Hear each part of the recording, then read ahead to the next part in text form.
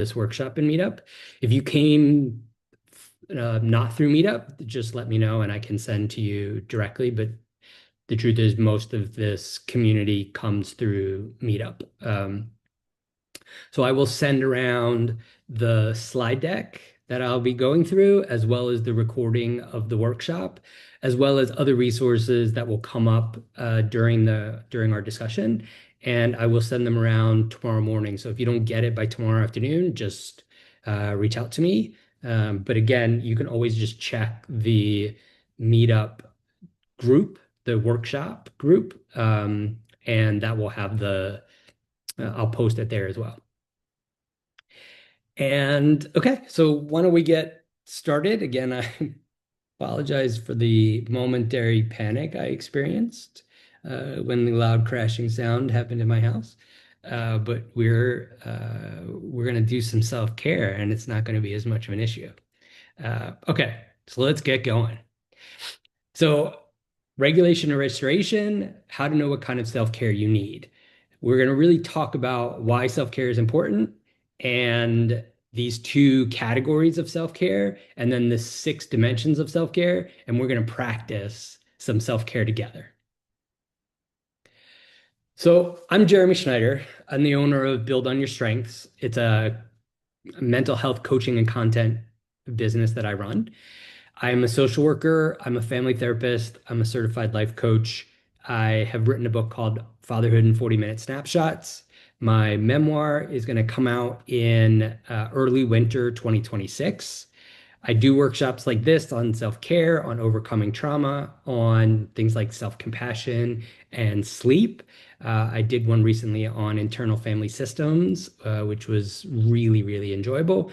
And I also do using AI for your mental health. And in fact, I have a column in Psychology Today where I write about using AI for your mental health. And then I've created this, what I call the integration path, which is a framework for overcoming trauma, because that's kind of my sweet spot, so to speak. And I do, as I mentioned, I do a lot of writing. So I have a lot of articles I've written, but I've also put together some free guides, and I'll go into more detail about what they are a little bit later. But you can scan the QR code or go to this website and check it out. There's three that are free right now. One is called it's about self-care. So that could be really helpful for you as a follow-up to this workshop. The other is scripts, which is talking about building your self-awareness. And the other is about meditation. It's a kind of a no pressure guide to trying mindfulness meditation if you want to give it a shot. So let's get going. I wanted to start by sort of explaining how I think about self-care. And this is not a textbook definition by any stretch of the imagination. This is purely how I came to define self-care, but I think it's a helpful way to understand it for other people that aren't me. And so I think of it as time unencumbered by the wants and needs of others. And this is like so I'll talk a lot about probably me going to a sunset because I love sunsets or I love seeing sunrises or the beach or nature, wildlife. Those are like some really core self-care things that I try to do on a regular basis, multiple times a week. And so one of the things that's really good about it is that it's protected space where I'm focused on myself and this experience that I'm having. I'm not worried about other people. I'm not worried about expectations. I'm not worried about responsibilities. I'm not worried about what this person wants. I'm able to focus on what I want and what I need. And that is really powerful self-care. A lot of people think that self-care is selfish. And I think this is a really good way of thinking about it as well, is that like breathing is never considered selfish, right? No one thinks of breathing as selfish. But if you think about it, every time I exhale, I'm getting rid of carbon dioxide, which is unhealthy for somebody else. But I don't think a moment about doing it, right? I'm constantly breathing. Sometimes I'm not thinking about it, but even when I'm thinking about it, I'm breathing because I need to. That's part of my self-care, right? So thinking about self-care as also this way of emotionally taking care of ourselves, even if it means having to say no to someone else or to take our not do something that we feel like we've committed to, but using that time to take care of ourselves. And I just want to kind of circle back to the idea that this time unencumbered by the wants and needs of others. So much of our life is spent around helping other people or feeling like we have to help other people or do what other people want us to do. And it's totally fine to set aside time where you don't have to worry about that other person. You can really focus on yourself and what you need. So I want to talk about two different ways of thinking about self-care that are metaphorical that might kind of help wrap your head around it. One is, and this is something that I developed 30 years ago, just trying to figure out how to better take care of myself. And what I came up with is the idea of a backpack that I would just wear a backpack. I would walk around the day wearing a backpack. And every interaction I would have with someone, every experience I had, I would talk about what I call wounds and slights, right? These aren't like damages that people do, but someone says a harsh word or has a harsh tone, or you get cut off at when you're driving, or someone steps on your toe when you're commuting, or whatever it is, these little things that happen, I call them these wounds and slights, right? They all add little weights to our backpack. And yeah, 2 pounds is not that big of a deal, right? Except when you're carrying it around for a whole day, it starts to get heavy. But also, when you have 2 pounds here and a pound here and a pound there and a pound there, we're starting to talk about some real weight that really does weigh you down. And when we're not doing anything to take care of ourselves, when we're not processing these wounds and slights, we're not dealing with the weights that we're carrying, we go to bed at night and we wake up the next morning and we put the backpack on and it weighs just as much as it did, except then we're going about our day and we're adding more weights to our backpack. And so self-care is the process of being able to take the backpack off, looking at these weights and understanding, oh, when my boss yelled at me, I realized they're just having a bad day. That actually wasn't about me. So I can kind of help myself understand, okay, that wasn't about me. That wasn't personal. That was them. And maybe that lightens the weight for me. Or I can think about, okay, well, if I ground myself and I practice my breathing, then maybe that will help me feel a little bit calmer and less anxious about the whole experience. That will reduce the weight in my backpack. So I hope that helps think about self-care. The other way of thinking about self-care, which I only recently came up with, was the idea of soul points. And so think of it, the way I think about it is like a battery, like a video game where you've got um, you've got your health score and you got to hit those like, medic bonus points or whatever it is to increase your health score. It's like that's kind of the same idea here. You've got a battery of soul points and you're just, whatever you do during the day, you're just using it up. And if you're not doing stuff to recharge, to replenish yourself, then you're just going to keep running out of soul points and you're not going to have enough energy and enough patience and time and energy to help other people, to help yourself, to help your family, whatever it may be.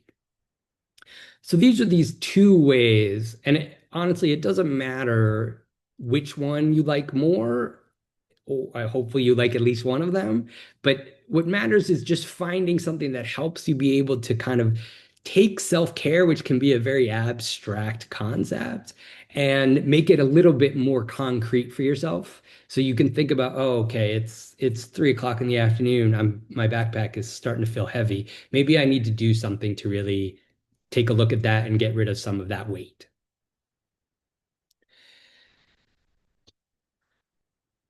So now that you have an idea of self-care, right? You have an idea of kind of why we do it and what it means.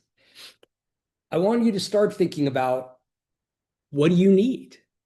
So it's not just that we need to do some self-care activity, right? And this is often where people have had trouble. They're like, oh, I've done self-care stuff before, but it really wasn't that helpful. And I think a big reason of that is because what you were doing wasn't what you needed, right? We just talk about self-care as like, oh, just get self-care. And it's like, well, but there are different types of self-care. And so two of them that I think are kind of the big categories of self-care are restoration and regulation. And when I think about these two, and I think you can probably understand them, but let's walk through them anyway, right? Restoration is the idea of kind of thinking about like a battery, right? You're getting depleted. What are the things that replenish you, that restore your energy, that help you feel better, right? So, first off, I mean, they're the basics, right? Sleep, eating, resting, right? But also, that can be creative activities, that can be social connection, that can be uh, going out in nature, that can be exercise. So all those kinds of things, that's really restoration. So restoration, right, is the idea of replenishing yourself, filling yourself back up after you've been depleted. Regulation is something that I think a lot of people don't think about when it comes to self-care. And particularly for those of you that may have been through adversity when you were growing up, you had challenges, difficulties, maybe traumas that you experienced growing up. Regulation is going to be hugely important, especially for you. Regulation is really thinking about how do we help manage our nervous system? And that's where we start thinking about things like mindfulness meditation. That's where we think about breathing exercises, grounding exercises, instead of thinking about like exercise, which can be a restorative experience for people. We focus more on things like gentle movement and stretching because that's calming, but it still moves some of that energy out of our body. These are the kinds of things that involve real focus so that you can kind of let everything else wash away, right? So that's restoration and regulation.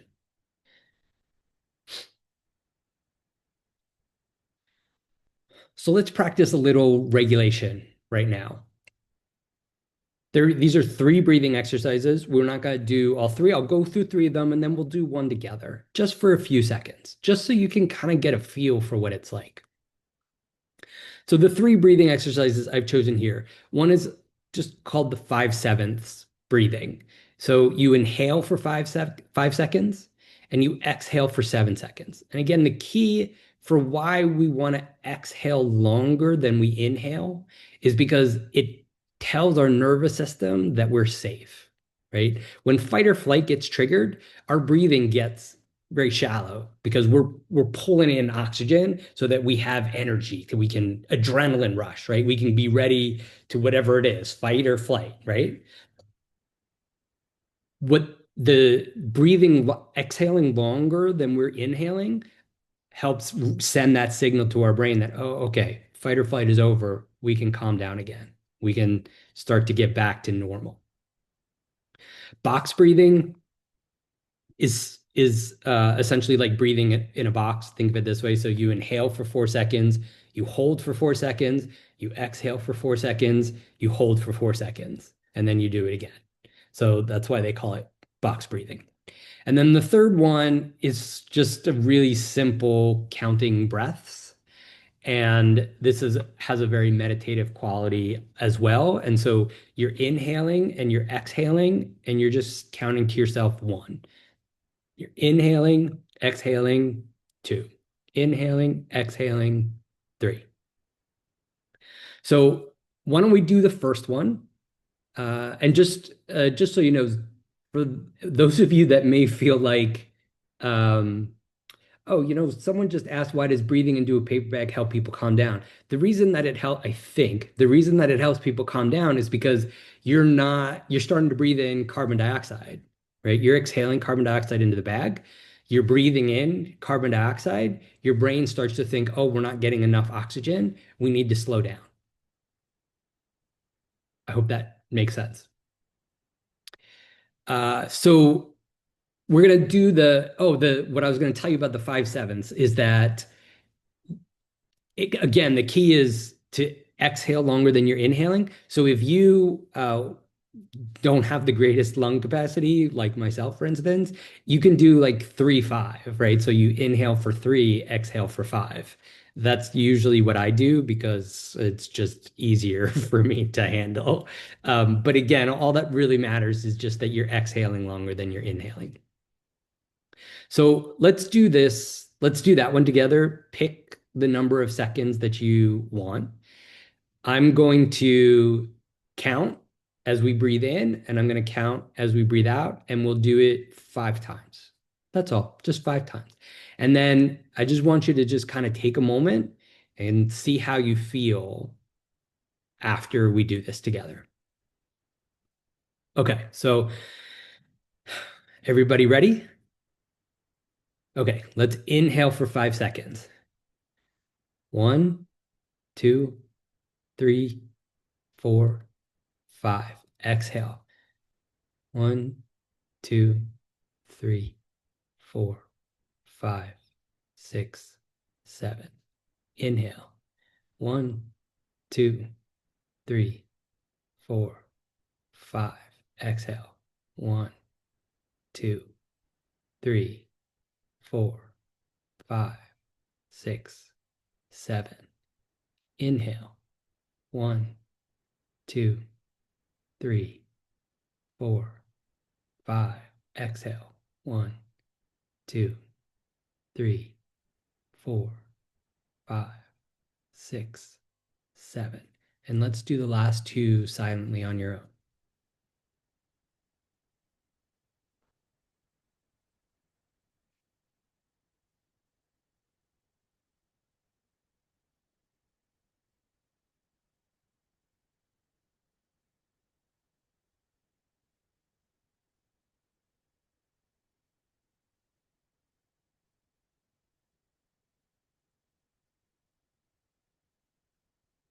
Okay.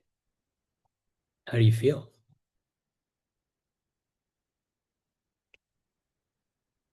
I hope you can feel the difference after just doing that for 5 breaths.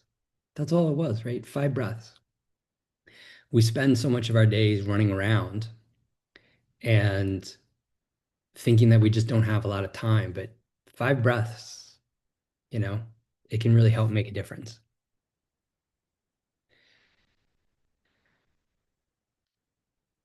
So, one of the things I also want to talk about is we understand self-care, at least hopefully. We understand the two different categories, right? Regulation and restoration. I also think about there being 6 dimensions of self-care. And all I mean by that is that there are 6 different kind of avenues where we can do self-care. And in an ideal world, we're doing self-care in multiple dimensions, right? We're not just focused on one. We need self-care that helps take care of all 6 dimensions, but we don't have to do all 6 dimensions at once. So let's go through them so that you at least you understand what they are, right? So physical dimensions. This obviously has to do with your body. It has to do with movement, resting, eating, anything that relates to your physical needs. Cognitive, right? This is your thinking, right? Thought patterns, mental stimulation. This is where mindfulness practice really comes in. Environmental is both thinking about being out in nature, but also the kind of environment and atmosphere that you create around you, right? Do you live in a home that feels really cluttered, which makes you anxious, right? Do you, take a path home from work that allows you to see more trees than not? That's the kind of things that you can think about with environmental. Emotional, there are, this is obviously talking about feelings and about how to deal with your feelings and how to process your feelings and how to recognize and be aware of your feelings. Relational, relationships. This is the connections and support systems that you have in place. And then there's protective, which is, it may sound a bit contradictory, but protective is setting boundaries, saying no, advocating for your needs. Um, Kristen Neff, who is an expert in self-compassion, talks about there being two different kinds of self-compassion. One is tender compassion and one is fierce compassion. And protective is essentially fierce compassion, right? If someone threatened a family member, you wouldn't be tenderly compassionate about it. You would be fiercely compassionate about it. You would defend them. You would set boundaries. You would protect them. You would be there for them, right? So that's kind of the way to think about that one, that there is this way of being able to do that as a self-care activity. And I'm going to get into examples of all of these in a little bit. So don't worry, this isn't the last time we're talking about them.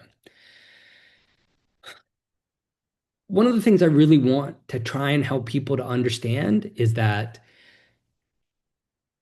it's easy to think about self-care as an obligation and as like this extra thing that we do. And what I really try to stress to people is the importance of integrating it throughout your day, right?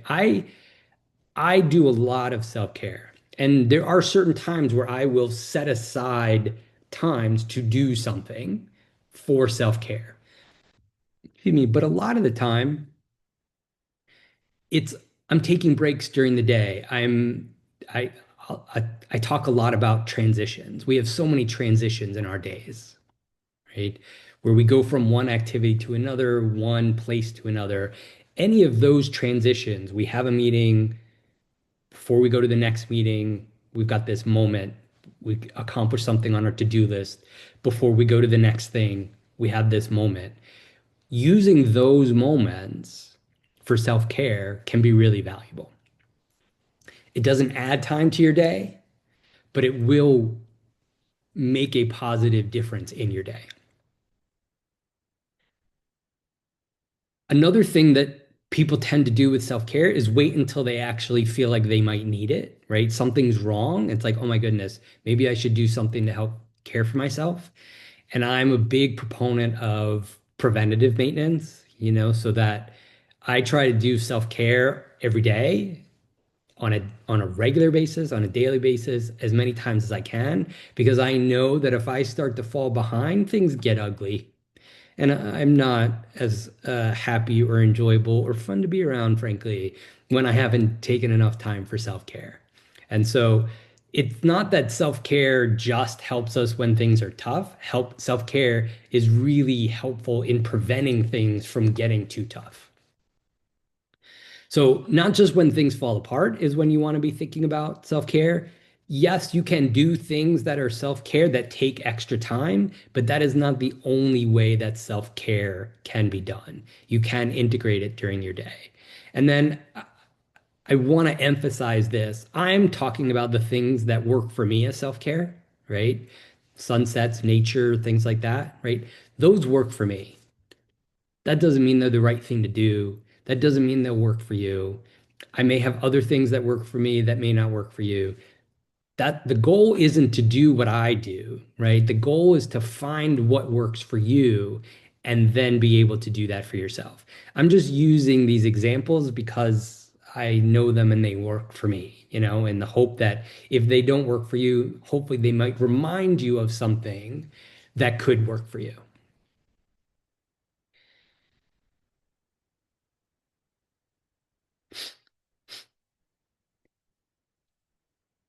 So I want to take a moment, and one of the things that you want to do with self-care is you assess your current load. So here's some questions to think about. What feels particularly heavy in your backpack right now? You don't have to necessarily answer this right now, but give it some thought. And again, I'll share this with you tomorrow, and you can go through and work through this if you would really like to get more detailed about responding to these. And then obviously let me know your thoughts. I'd love to hear them. What specific activities or situations have been draining your soul points lately? So, are there things in your life that you do find draining that you probably maybe just accept? Is there anything you can adjust about them? Is there anything that you can do before or after that might help you better handle those situations? Can you identify three things that reliably give you an emotional boost? And the distinction here I'm going to make is that there's a difference between a high, right? Something that gets you high and something that makes you feel good. And we're looking for self-care for things that make you feel good, right? Again, when I go to the beach and I watch a sunset, I feel good. Like I feel that in here, right? I'm not high afterwards. I feel more grounded and centered and at peace. And that's what I'm looking for in self-care. I just want to make the distinction between like getting drunk can feel good. That is not necessarily self-care, right? We want to be talking about things that give you an emotional boost in a healthy way. And how does your approach to self-care differ when things are good and when things are difficult? And this is something I hear from people all the time. Things start to go well and they stop doing self-care because it's like, well, I don't need it anymore. And as I just touched on before, like part of the reason that you don't need it anymore is because you were doing self-care and the self-care was helping you. And once you stop, things will start to build up. And before you know it, that backpack weighs 125 pounds and it's really, really heavy. And it's hard to function in life when you're carrying that kind of weight around. So take a look at these, give them some thought. Now I want to get to giving you some examples. And again, I'm just going to emphasize these are just examples. These are not rules that you should follow. These are examples that I hope will give you ideas of what you can do for yourself. There's lots of different ways to do self-care. Excuse me. There's lots of different ways to do self-care. And so let's go through the 6 dimensions with looking at some examples. So with the physical part, right, there's exercise, there's taking your daily medications that you need, there's getting rest, good sleep, there's eating healthy, and there's things like stretching and slow movement, gentle movement that can be healthy for you. So like something like physical, as we touched on a little bit earlier, right, can have both regulation and restoration type activities, which is fine. There's gonna, what you need will be different depending upon where you're at in your life and what kind of state that you're in. And so that's why I want to break it down into these 2 categories and then these 6 dimensions, so you can really give it some thought. Well, what do I actually need right now? So if you're really like, for instance, if you're going through a lot of anxiety, then maybe doing more cognitive oriented activities might be helpful because it might serve as a distraction or you can reframe a thought so that you're being more positive instead of negative. You can do things like a puzzle, which allows you to really kind of laser focus in on one thing, which lets the rest of your brain just like just rest and relax and calm down. You can clear out mental clutter, but you can and really try and see what are the things that I don't know if you have this experience, but sometimes feel kind of jagged in your brain, You can kind of work through those. You can think about what's coming up and maybe just plan one thing at a time so that you're managing your stress levels a little bit better. When it comes to thinking about emotional, right, we want to find things that not only process emotions, but help you deal with them. You want to acknowledge and deal with your emotions. So certainly journaling. One thing that I do, I am a big believer in interactive journaling, which is what I say using AI for mental health support. So if that's something you're interested in, I write articles about that and I've done workshops on that. And actually I'm doing a workshop on that next month if you're interested. Um, but there's things like crying, there's setting aside time just to be emotional. Some people find that really helpful. Just set a timer. Okay, at 4 o'clock, I'm going to give myself 15 minutes to just be in my emotions. Set a timer at 4:15, timer goes off, and you take a few deep breaths, maybe do something that helps ground you and center you, and then you can go about your day. But you know that you've set aside this time to process your emotions. And that's taking weights out of that backpack, right? Talking to someone safe, right? Talking to someone that you really feel a good connection with, and practicing self-compassion. I cannot stress how valuable being self-compassionate is. And the research behind the benefits of self-compassion are incredible. It literally changes how our brains work. It activates the calming elements of our brain and calms the fight or flight reactionary parts of our brain. It's some of the stuff there is incredible. So then we've got the relational, right? This is, if you feel like you need to reach out to somebody, or you feel like you don't really have people, you can join a community group or attend a networking social event. Don't be afraid to ask for help for friends and family if you just need help figuring something out or processing something. And obviously, there's always things like coaching and therapy that are also available to you. Environmental, right? This is also that like environmental in nature. So environmental, thinking about, is there an area of your house that is just really bugging you that you need to, that would cleaning it would help you feel a little bit more calm and peaceful?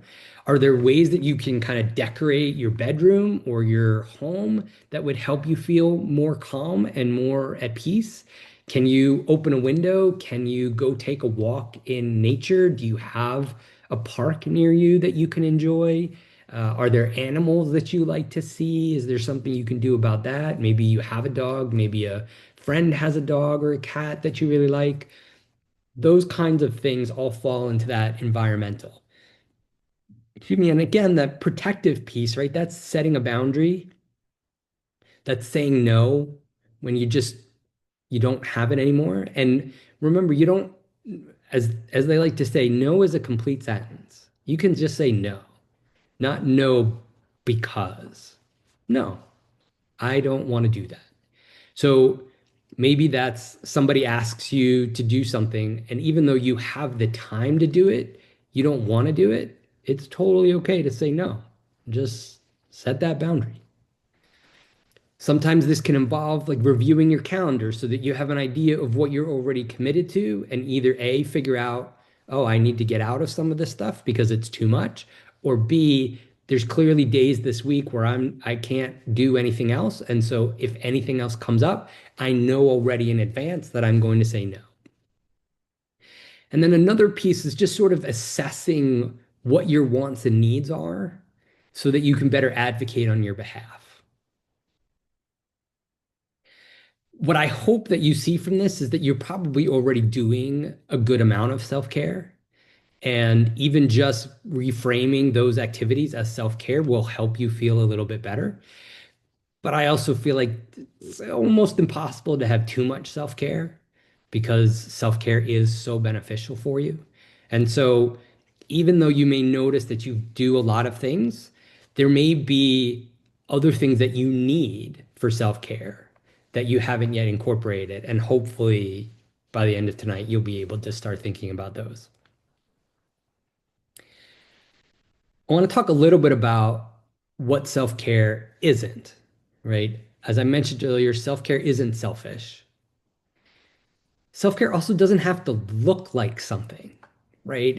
It's not just um, bubble baths and day spas. It doesn't have to be beautiful sunsets, right?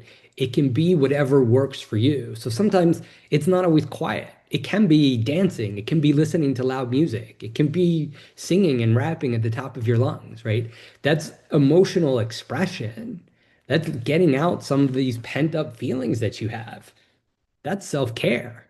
It just isn't quiet, right? It may not always be relaxing either. That's probably not relaxing, though it is releasing, which is great, right? But setting a difficult boundary is not relaxing. Some people feel exercising is not relaxing. So, right, all of these kinds of things, it's not necessarily quiet or relaxing.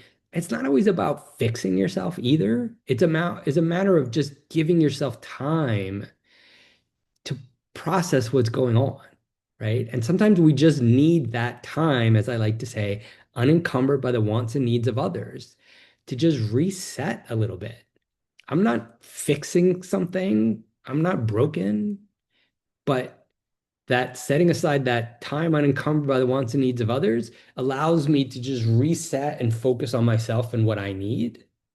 And that makes a huge difference. And it doesn't always have to be Instagram worthy, right? It doesn't have to be something you post on social media. Most of the self-care I do is in private, though I will tell you I do actually post most of my sunset photos, but that's just an added bonus because I enjoy doing that. But so, I've been talking a lot about what self-care is. I just want to kind of clarify what self-care isn't. And really, again, the goal is that it meets your needs. So it's going to be what you need, and it's going to look different than what I need.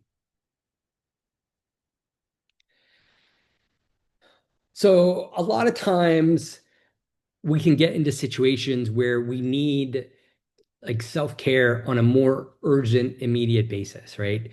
Particularly when we're feeling overwhelmed or overstimulated, our brain starts revving, it starts churning. I sometimes think of it as like my brain eats itself, right? Once it starts like moving so quickly, it just kind of, right?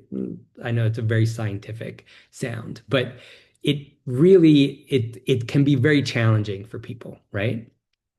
So there are few ideas here that you can do that allow you to pause and ground yourself, right? So, for instance, a sensory bubble. If you have noise canceling headphones, even for just a few minutes, just so that you can kind of quiet what's happening inside you. So sometimes for me, I like using music to help quiet my brain, but maybe it's easier to do that without music. Maybe it's easier to do that with like the sound of waves or stat like white noise or whatever it is, right? It doesn't matter as long as that helps kind of ground you, right? You can use things like a hydration pause, take a moment, drink your water, hold it in your mouth, swish it around, focus on those sensations. That allows you to be more grounded to where your body is instead of what's happening inside your brain. A physical reset, so that's like stretching, that's um, kind of thinking about where you hold tension and intentionally trying to calm yourself down, relax your body. Again, a nature is always really helpful, whether that's just opening a window, sometimes even looking at a screensaver that has beautiful pictures of nature can be beneficial to you. Certainly, things like breathing, the breathing exercises that we talked about, those are really great when you're in a state of overwhelm or overstimulation. Anything that helps ground you to the present and slow yourself down. That's really what you want in those kinds of situations. And I have a grounding practice that we can do together before we wrap up today. It'd be hard to do a self-care workshop without talking a little bit about how technology plays out with self-care. There are some incredible benefits to this technology that we have, right? So I talked earlier about using AI for mental health support and personal growth. There are apps that help you process your feelings, identify your feelings. There are apps that provide different types of affirmations so that you can be reminded of things during the day. Like there are really great tools. There are also less than great tools. And sometimes when we start using those, it can make us feel like we're a little bit out of control and we'll have time pass without even realizing it. So there are a few things that I recommend. One, whenever you go to reach for your phone, if you can take a breath and just sort of ask yourself what you actually want from your device, because how many times have we picked up our phones and been like, done something, and then we're like, wait, I opened it for a reason. I don't even remember what that was anymore, right? So trying to be more mindful of that when we pick up our phone, identifying the true need, like what are we looking for? Sometimes we do just need distraction, but we don't need distraction for 35 minutes. We need distraction for like 10 minutes. So maybe setting a timer. Do we need it for connection? Do we need it for information? So what do we need it for? And then focusing on that to get out of our device. As with so many things, I'm just going to recommend you thinking intentionally about what you want, whether there's a particular app that you're going to. So one thing that I do as a self-care activity, because I find that it really calms me down, is I play word games. But if I don't open up my phone with the intention to go to the word game, I can easily get distracted to something else, right? So it's like, okay, I'm opening it to get to the word game, go to the word game, and I set up my apps in a way so that it's easier for me to find the things that I want and a little bit harder to find the things that might be distracting. We all figure out, right, what works for ourselves. And then set boundaries. There are certain times of day that I don't use my phone, particularly as the evening goes on, right? Or I decide that there are certain uses of my phone that I won't do anymore. So I read a book on my phone, but once I'm ready for bed, like I don't I don't touch news, I don't touch social media, I don't touch anything else. And so just setting these boundaries throughout the day is really helpful as well. But again, it really comes down to just being more mindful about what you're using this device for. Ideally, you're using it for something that helps you versus something that doesn't. I wanted to review some questions that you could think about. Again, this is something that you can do now. You can also do that tomorrow when you get when you get the slide deck. So what counts as care for you that you might have dismissed in the past? Hopefully we've been through some activities, maybe one or two of them you wouldn't have thought actually counted as self-care, but really would count as that. Um, and then certainly any time that you've been kind to yourself, any time that you've shown yourself compassion, that's real self-care. What type of care do you most often overlook? Right? So of those six dimensions, is there one or two of them that you pretty much never do anything with? And maybe what does that look like? What could you try in one of those dimensions? And think about what's one or two forms of self-care that has worked for you recently. And can you incorporate that more into your daily life? Another thing that I want to mention is that because we're constantly growing and changing, and because our life is constantly in chaos and changing and adapting, right? What we need from self-care today may not be what we need from self-care tomorrow.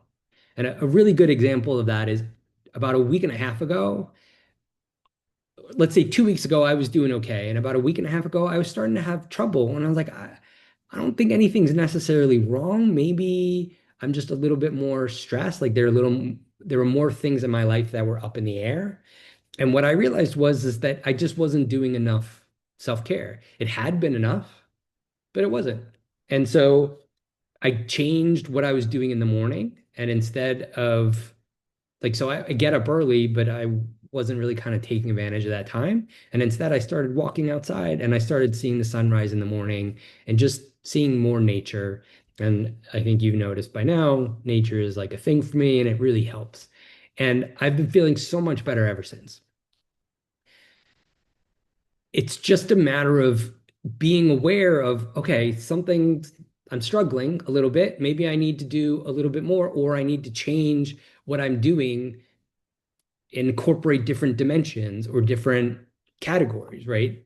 Maybe I need more regulation than restoration, or vice versa, right? So I don't want you to feel like once you figure it out, you're done, because unfortunately, that's not how it works. But you're building this portfolio of self-care activities, and some of them will help during certain periods of your life, and some of them won't, and then it'll switch. And so the more that you build this, the larger you build this portfolio, the better chance you have of knowing of having what you need when you realize you need it. So I wanted to end with just talking to you about a grounding technique. And we can do this together, but I really just want to essentially show it to you so that you have it at your disposal whenever you need to. This is really good for when anxiety starts to get a hold of you, when you are feeling really overwhelmed, when you feel triggered, when your past comes up into your present and you feel like you're really lost your way. Grounding is incredibly helpful on that front. And so the way this one works is you want to, it's, they call it the 5 4 3 2 1 method, right? You want to start by naming 5 things that you can see. And it can be anything that you can see, right? I can name a monitor, I've got a clock, I've got a speaker, I've got a like a stress thing to strengthen my wrists. I've got headphones, right? You go through and you just name them. Name 4 things that you can hear. If you can't hear 4 things, make a sound so that you can hear it. It's totally fine. Name 3 things that you can feel. So, like you can feel yourself standing on the ground or sitting in a chair. You can feel your hand on your leg.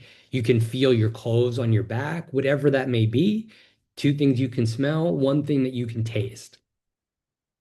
The reason I'm saying that there's no right way to do this is because it's the process that really makes a difference. And what I mean by that is the process of seeing what's in your environment and naming it, of noting what you can hear. That's what helps ground you to the present. And that's what helps calm your nervous system. And so that's the beauty of this, is there isn't a right way to do it. Just the act of trying is going to help you feel more grounded. Okay. So that wraps up the workshop. There are a few questions that I'm going to get to. I just want to run through a couple of things. If you liked my workshop, I hope you'll take a moment to rate and review it, please. Um, I want to tell you a little bit about the upcoming workshops. So in 3 weeks, the 23rd, that's 3 weeks. Just as a reminder, if you're raising your hand, you can just put your question in the Q&A, and I'll get to those in a moment. So in 3 weeks, I'm doing the Art of Sleep, how your daily self-care supports rest when you need it most. This workshop, I'm actually charging $10 for. It's an experiment, to be honest, because what I was really looking for is having a significantly smaller group. The way I'm doing it in Zoom is that I set it up as a meeting instead of a webinar. So webinars, just you don't want to know this, but webinars are for when you think you're going to have 100 or more people, which is usually what I get for these workshops. For this, I wanted obviously significantly less than that. So this is actually going to be more like a meeting. We'll be able to see each other. It'll be much easier for you to ask questions, um, share your thoughts. I'll be able to see your faces. But in order to keep it um, smaller, I needed to charge for it. Otherwise, I wouldn't be able to get it to a small enough number. I still hope you will join. I've done this one before, though this one will be an expanded version of it because you are going to pay for it. So there's even more information in there about it. And I've done this even at companies, and people have really responded well to it. So I hope you will join me for that. After that, starting next month, I'll be doing a whole slew of new workshops. So one is emotional time travel, triggers, anchors, and staying present. So I'll be doing that the first week of November. Yeah, that's the first week of November. And then I'm doing this is a new one that I'm excited about. Change Your Thoughts, Change Your Life. Stoicism meets cognitive behavioral therapy. And so Stoicism essentially kind of was the precursor to some of what cognitive behavioral therapy has become. And it's a really interesting kind of exploration about how you manage your thoughts.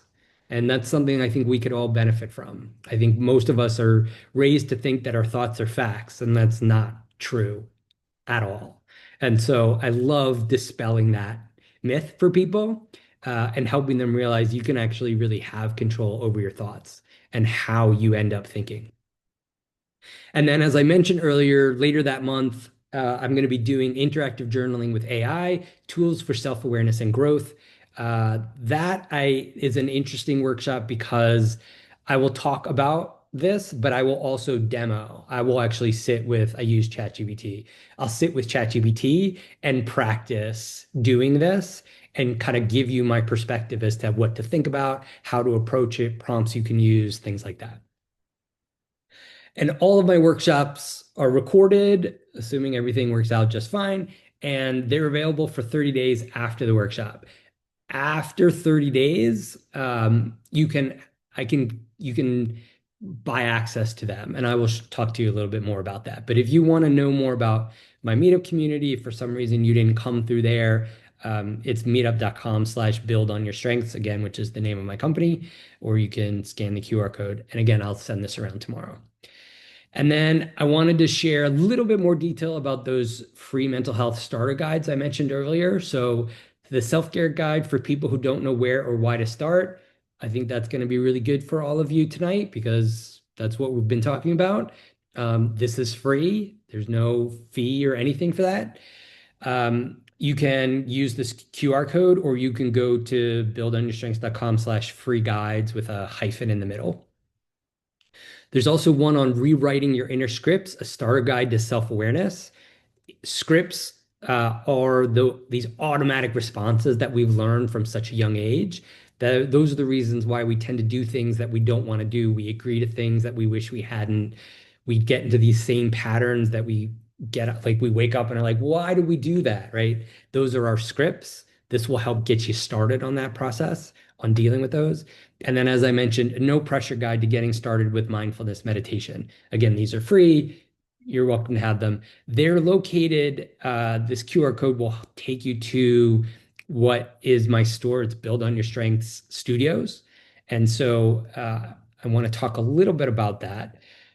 But I kind of think about, like I want you to be able to choose the level that works for you. So, right, this first level is you're still exploring, you're still getting to know me and what I do. Go ahead, download those free guides, get a feel for that, see what you think. If you want to have a free conversation with me, I call them clarity calls. It's like a mini session. We'll talk about what's going on with you. You can tell me what your concerns are, and you'll get a sense of how I work with my clients. If you don't want to work with me, that's okay. We'll be okay. If you're not ready to do that, I'm not going anywhere. I'll be around for a while. So there's no pressure in that. And in fact, I won't let you schedule while we're on the call. I'll send you an email and you can decide on your own. Obviously, I want you to work with me, but I'm very conscious about I want it to be your choice. I don't want you to feel pressured from me to do that. If you want to go a little bit deeper, that's where I talked about. So all of my workshops that are older than 30 days are in this strength studios. And I also have bundles that takes some articles and workbooks and guides and matches them with some of these workshops for an even deeper, like in more intensive approach to healing on these various subjects. And so you're welcome to take a look. Again, no pressure, right? And then you've already seen it. Join my community on Meetup, and you'll see these other workshops that are going on. If you would like to work with me one-on-one, just send me an email, or you can schedule a call, and we'll go from there. I also have a From Scripts to Freedom coaching program. It probably is not something that you're quite ready for yet, which is totally cool. So don't worry about it. But if you've been to my scripts workshop and have seen some of those articles, you're always welcome to. And then I just want to let you know I do workshops for organizations. And so if you think your company might be interested in hiring me to do this for their employees, let me know. Maybe we can make a connection. That would be great. And then I told you about the clarity calls. And yeah, so again, you'll get all this tomorrow. So if you missed anything, uh, don't worry. Let's take a look at these questions. Um, so someone asked about that they're said that they're overthinking to the point of panic attacks and decision fatigue. How can I take things easier and protect my energy until I have more clarity? So a big part of that is going to be this grounding exercise that we talked about. Excuse me, it's going to be more thinking about how do you help regulate, right? Like, so my suggestion would be focus more on the regulation activities because your nervous system is overactivated. And so if we can help you be able to calm your nervous system a bit, I think you will find that as that gets calmer, it will be a little bit easier to make decisions. Um, and so breathing exercises, mindfulness meditation, uh, walks, gentle movement, um, the grounding exercise that we went through, the breathing exercises that I went through. I would really focus on regulation and do as much as you can, as often as you can. Set reminders in your phone if you need to in order to remember. But like that would be my focus because essentially you're stuck in this fight or flight mode. And we want to tell your brain that's like, okay, okay, we're good. We're good. We're safe. We'll figure all of this out. Let's just calm ourselves first. And that regulation will really help with that. Someone else asked, what if you are seriously alone and relational is what you're missing, but do not have access with family or friends who are not toxic? I mean, that is very challenging. And I completely understand how isolating that can be. I think, and I am not in any way saying that AI is a replacement for human contact, but it can be a temporary support when human contact is challenging and difficult. I think also part of self-care is finding a new network. And maybe that's joining something online. Maybe it's joining a meetup group or, Eventbrite or Facebook group that's located near you that is like some activity that you enjoy and you just do those activities and maybe you're meeting some other people along the way. I'm not minimizing what you're going through by any stretch. Unfortunately, it's the kind of thing that doesn't get better on its own. We have to actually take steps to improve that situation. And it sounds like maybe that's where you're at. I'm not saying to improve the situation with family. I'm saying to find other people that can be a support, a connection for you. Tabitha says, I feel like hormones play a role in stress and distress. I would love to hear your thoughts on serotonin, dopamine, endorphins, and oxytocin. Nothing specific, anything you want to share. So, I mean, absolutely, you're right, Tabitha. It totally does. And, but, and so right? Medication absolutely has its place. And if you're suffering from significant anxiety, certainly if you're suffering from depression, like medication is something that absolutely should be considering. I am pro medication. I just don't think that's the only thing that we should do. What I think the power of medication is it twofold. One, it really can address the chemical imbalance in our brains, which can provide us with some significant improvement. Two, it can also provide us with a foundation where that we don't have these highs and lows. Medication can help prevent us from getting too low, which makes life a little bit easier to manage. And from that place, then you start doing the self-care, you do this other mental health work, you do other healing from trauma, whatever it may be. But it's a little bit easier because you have this baseline that's essentially kind of provided by the medication. The regulation stuff that we've talked about, that is how you can help manage the chemicals in your brain. But to fully expect to be able to manage the chemicals in your brain solely by doing things like mindfulness meditation and breathing exercises may be too much to expect. And particularly if you're going through something significant. And so I'm not sure if that was exactly your question, but yes, hormones, chemicals play a huge part. Yes, there are things that we can do in terms of self-care that will help with that. But if what we're dealing with is something really significant, and especially if it's something that we're dealing with that is a remnant of trauma that we experienced growing up, I think medication is a very reasonable, healthy uh, self-care action. Someone else asked, I understand self-care looks different for everyone, but could you give some more insights into your self-care routines and some other things you do and how you go about it if you don't mind? Not at all. I'm not shy, so that'll be good. So I'll walk you through some of the things that I do. One, I do walking. I'm not power walking. I'm moving, but the goal really is to get myself out into nature so I'll stop and look at the sunset. I'll stop if I happen to live basically like on a golf course. It's very weird, but there are bunny rabbits, and I think bunny rabbits are adorable. So I will stop and take photos of bunny rabbits. There are lots of water hazards, so there's lots of ponds or lakes. And so you'll see some shorebirds, and I will always watch and take a look at those.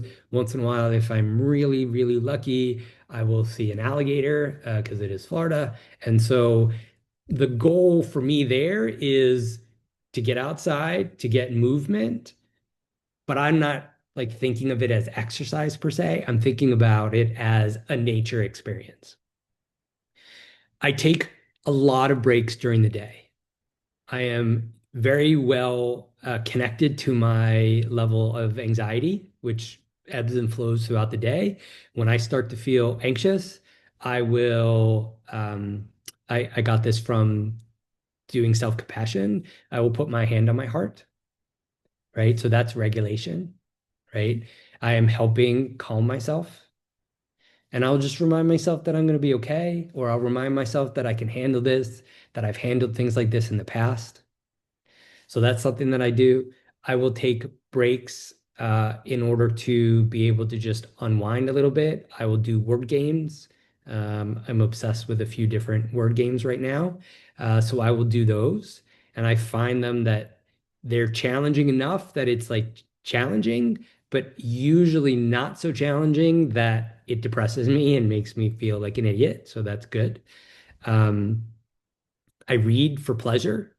So for me, reading is a time that allows my brain to focus on one particular activity, the reading, and the rest of my brain I can feel quiet down. And when it quiets down, what I find happens, and this is honestly decades of training. I've been doing this since I was a child, really. But the unresolved issues of my day will pop up. Because once everything else starts to calm down, the things that are of concern will rise to the surface. And so then it's like, oh crap, I didn't realize that was an issue for me. I need to process that. and then I'll take time to do that. I will give myself time to cry if that's what I need, because there's times where we feel things that cannot be expressed verbally, and being able to express it in that way is really powerful. I will, what else do I do? I've been doing like exercise. I'm swimming laps. And then I've been taking like part of that as like an experience. So then I go swim my laps, and then afterwards I hang out at the pool. I know it's such a rough life that I lead.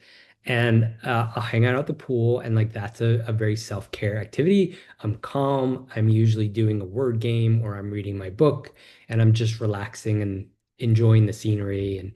And but like the other night I took myself out to dinner because I spend I spend a lot of time by myself, which is why the person's comment about that earlier was poignant for me. I spend a lot of time by myself. I live alone, and I recently moved to this area, and I don't really know a lot of people. And so sometimes I just feel like I need to get out and like be with people. So I went to a restaurant, treated myself to a dinner and a delicious dessert, and chalked that up for self-care. I've been scheduling other nature activities for myself because I really want to do that.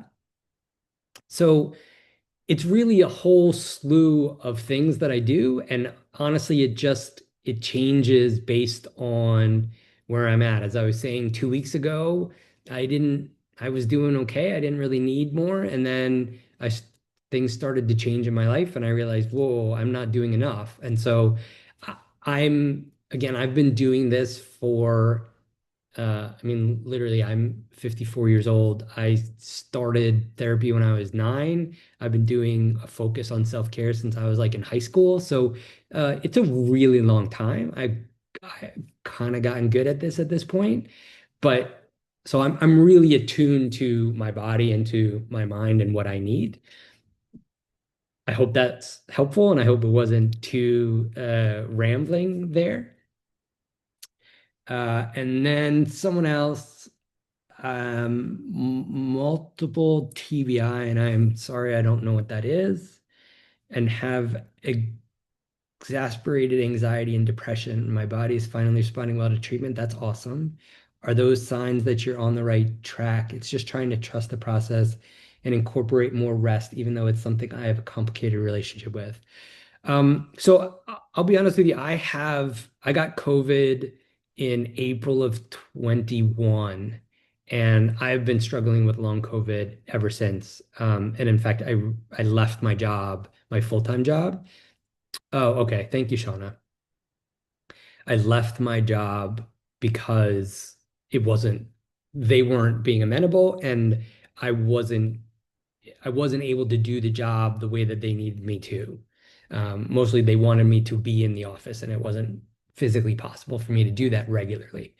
And so it's not the same, but like, learning how to be that attuned to your body and giving it the care that it needs and resting when you need rest, and both the physical and the emotional elements of that, like, yeah, that's intense, that's heavy, but that's the what really made a difference for me was the acknowledgement that I shouldn't be fighting this. I should be helping myself.